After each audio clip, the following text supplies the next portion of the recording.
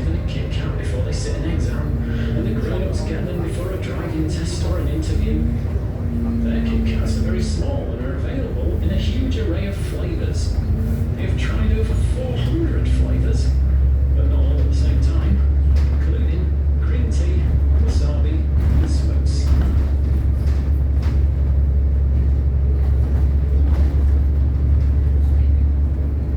On the left side, behind some modern housing, is the former Terry's factory. This operated here between 1926 and 2005. This site has now been developed as residential accommodation, known as the Chocolate Works. Keep looking to your left and you will catch a glimpse of the beautiful Art Deco building. The chocolate apple was launched here in 1926 and was made for 28 years, followed by the chocolate orange in 1932, which is now a staple stocking filler at Christmas time. At its height, this factory was producing 60 million chocolate oranges every year. When Terry's were owned by Colgate-Palmolive, they even tried a chocolate lemon in 1979. This wasn't very popular and was discontinued 3 years later. Have a good look at the clock, which is unique. It doesn't have numbers on its face, but letters. It says Terry, York, and was designed as an advertising feature because of its proximity to the racecourse.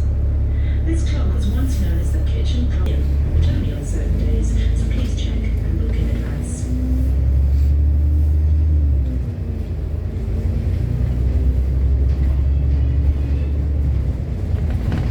York Racecourse is on your left.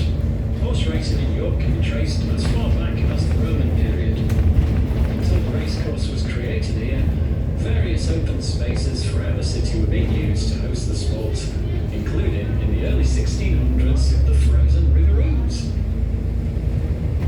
The Knavesmire was chosen as a new site.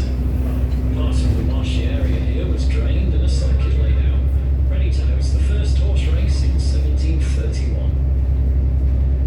Yorkshire-born architect John Carr built the first grandstand in the 1750s, distinguishing York Racecourse as one of the sport's leading venues throughout the remainder of the century. In 1842, York Race Committee was formed to make changes, partly because of the rise of Doncaster as a venue, turning the course from a horseshoe shape to a circular track. They improved the standard of racing and introduced popular racing events like the Gimcrack Stakes and the forerunner of the modern Ebor Festival. New stands and other buildings were constructed over the next half-century to meet the needs of the increasing numbers of racegoers. In the modern era, York Racecourse has not only staged many spectacular races, but was also chosen to host